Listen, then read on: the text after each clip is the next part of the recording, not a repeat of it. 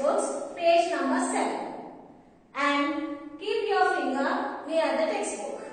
Follow me while I am reading the textbook.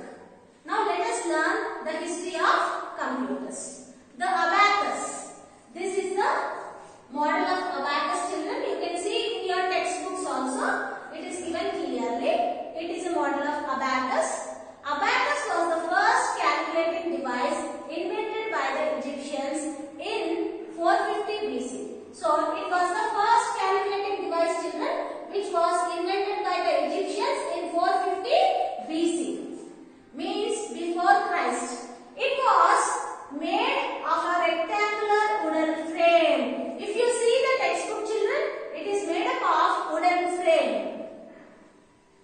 Having iron rods, colored beads were arranged as rows in the iron rods. See, you can see small lines here. These were made up of iron rods. So, this wooden frame, it was made by wooden frame, and here these rods are made up of iron, and these beads were made with colored beads. Were arranged as rows in the iron rods. These beads were used for counting and calculating. So, whatever beads were arranged here, suppose if I want to count, if I move this one, it is 1, it is 2. So, these beads were arranged in such a manner that we can count and calculate. So, this abacus were used for counting and calculating in 450 BC by the Egyptians. Now, let us see Napier's bones. This was all about the abacus, children. It was made with the wooden frames, and these rods were made up of iron, and beads, colorful beads were kept between the rods so that it will be useful for counting and calculating. The next one is Napier's bones. Let us see what is meant by Napier's bones. John Napier, a Scottish mathematician, gave the concept of algorithms in the 7th century. So, if you grow up in the higher classes, you will learn about algorithms. This is the person. You can see here, John Napier. He is the person, he is a Scottish mathematician who gave the concepts of algorithms in the 17th century, children. It was a very effective formula for calculations. The formula which was made by Napier's, it was very effective in the calculations. He devised a set of 11 rods. You can see here, he devised a set of 11 rods. This is the example of Napier's bones model, children. I have made the drawing of Napier's bones model. It is not given in your textbook. It is just a model. So, he devised a set of 11 rods curved from bones and hence called Napier's bones. So, he has made these 11 rods. He curved the bones. He curved the bones and he made 11 rods, and he called these as Napier's bones. Each rod has 4 faces and was divided into 9 diagonal parts, which were used for multiplications and divisions. Now you will be having a confusion. They are having 4 faces. How they can be used for multiplications and divisions? Let us see this diagram carefully. See here, children. 2 zeros are 0. 2 ones are 2. 2 twos are 4. 2 threes are 6. 2 fours are 8. 2 fives are 10. 2 sixes are 12. So, Napier's bones, it was arranged in a systematic order where we can calculate multiplications and divisions.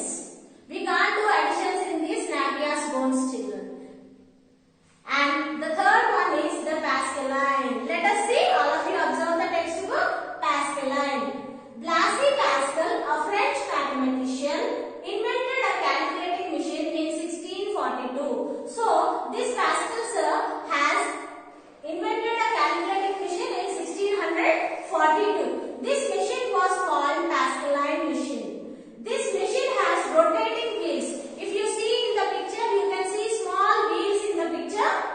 Okay, these wheels were numbered from 1 to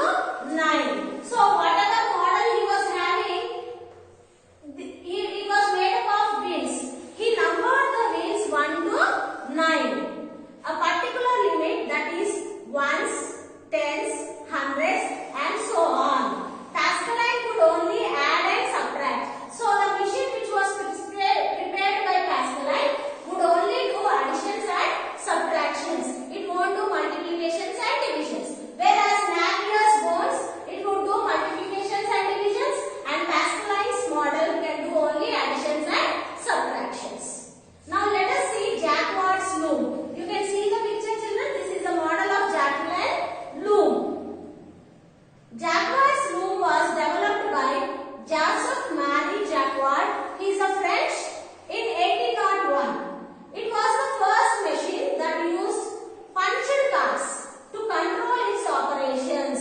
If you keenly observe the picture, you can see the punched cards, children. It was made with the punched cards to control its operations. In this loom, up to 24,000 cards were arranged on the rolling drum. So the drum will be rolling. On that rolling drum, 24,000 punched cards were established or kept arranged. One of the set of rods could pass through the hole of the card and select a particular thread to be woven into a pattern. So when the thread is going into a particular card, it will be woven into a card, into a pattern. This was the machine which was prepared by Jacquard loom, children. This was used to wove the threads. Now coming to the point of Babbage engine. Can you see the picture here? The machine prepared by Charles Babbage. He is also known as father of computers. You are learning today. Why he is known as the father of computers? Today we are going to learn.